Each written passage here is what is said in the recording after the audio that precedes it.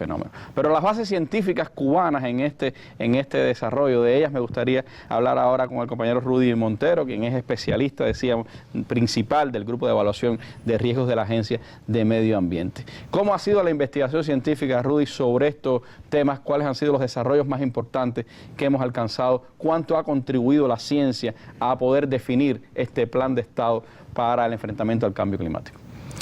Bien, buenas tardes, televidentes y radioyentes, todos los que nos acompañan en la mesa, invitados. En primer lugar, la dirección científica del Grupo Nacional de Evaluación de Riesgo, como bien se ha explicado, en coordinación con un grupo de instituciones, porque es importante destacar que, como bien se ha explicado, este potencial científico es desde el nivel nacional, desde el nivel provincial y desde el nivel municipal, que bajo un grupo de importantes premisas ha desarrollado estos dos programas principales de trabajo, el de realización de estudios de peligro, vulnerabilidad y riesgo, nuestro escenario actual, y el de realización de nuestros escenarios de peligro y vulnerabilidad de nuestra zona costera cubana a partir del peligro del ascenso del nivel del mar para los años 2050 y 2100, nuestro escenario futuro.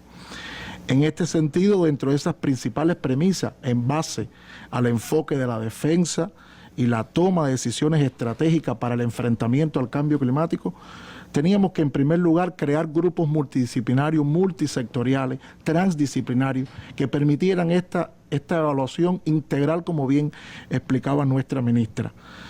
Teníamos que comenzar en un proceso de recuperar, reprocesar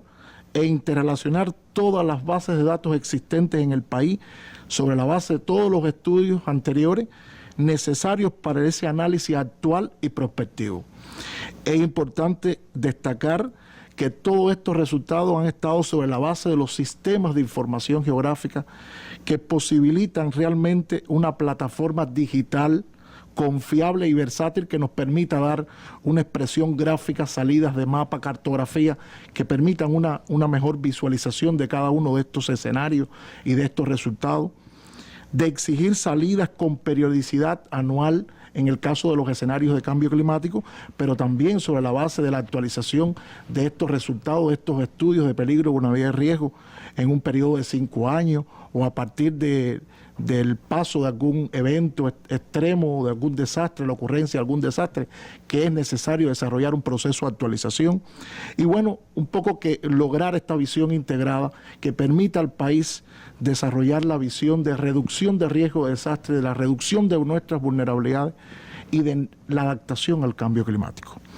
En este sentido, es importante destacar que hoy hemos terminado 103 estudios de peligro, vulnerabilidad y riesgo en todo el país. 103. 103 a nivel de nación, a nivel de provincia, a nivel de municipio. En una primera etapa culminamos todos los resultados vinculados a los peligros de origen hidrometeorológico. Estamos hablando de un proceso de apreciación de los peligros,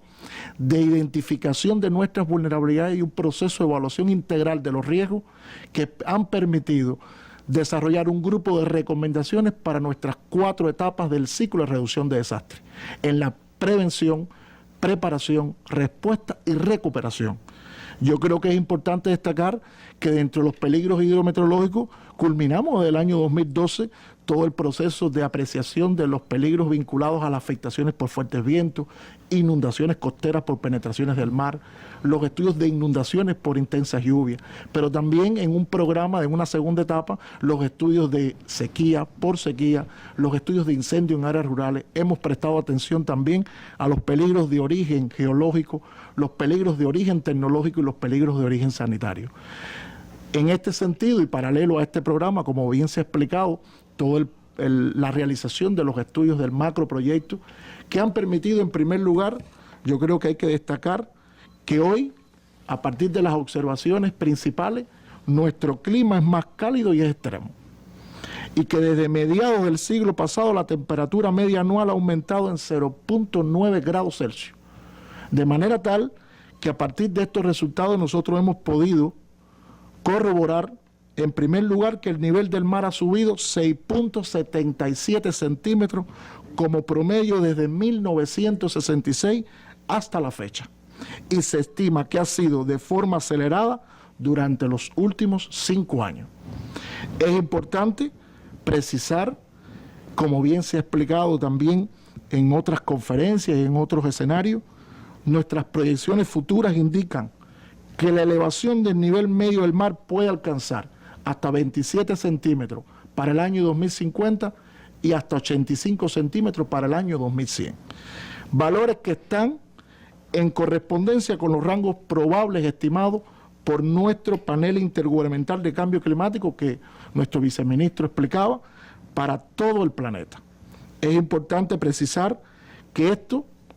no cabe duda que implicará disminución lenta de nuestra superficie sumergida y de todo el país,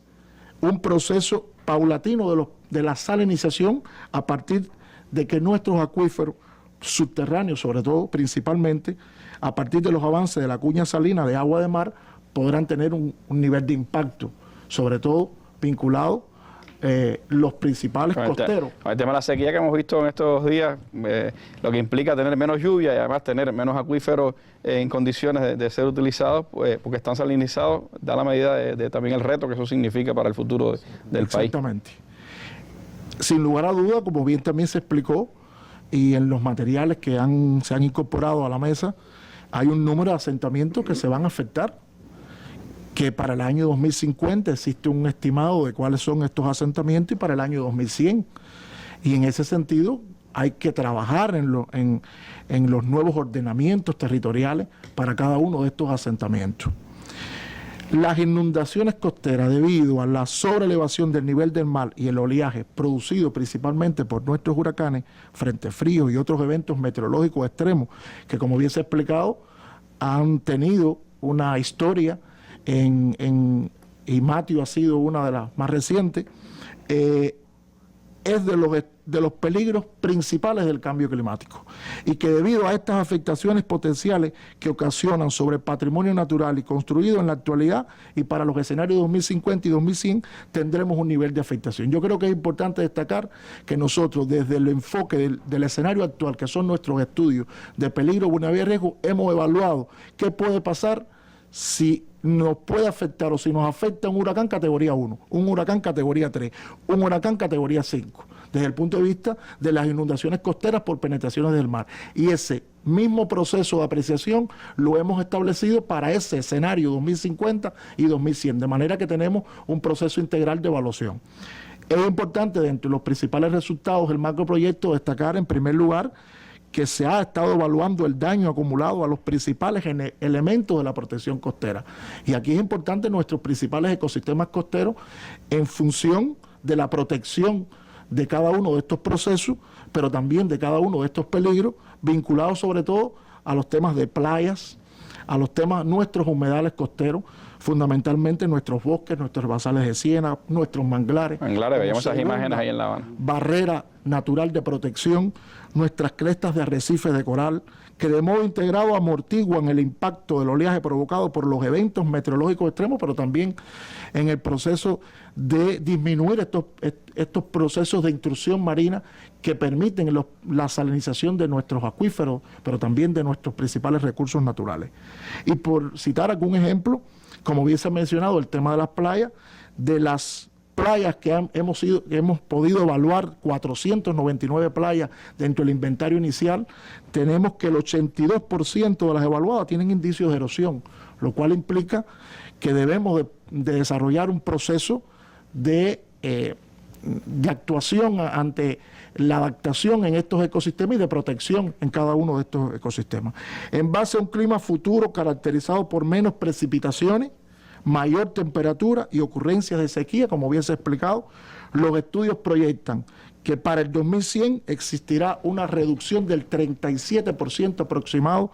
de la disponibilidad del potencial de agua. Y yo creo que eso es algo importante que tenemos que atender con respecto incluso a un análisis comparativo de una línea base del año 1961-1990.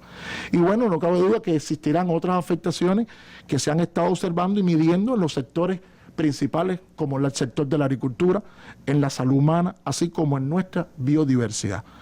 Esto, sin lugar a duda, como bien se ha explicado, son los principales fundamentos científicos que permiten hoy la adopción de instrumentos de política para el enfrentamiento al cambio climático y que sustentan la tarea vida, como bien se ha explicado. Gracias, Rudy, por esta explicación.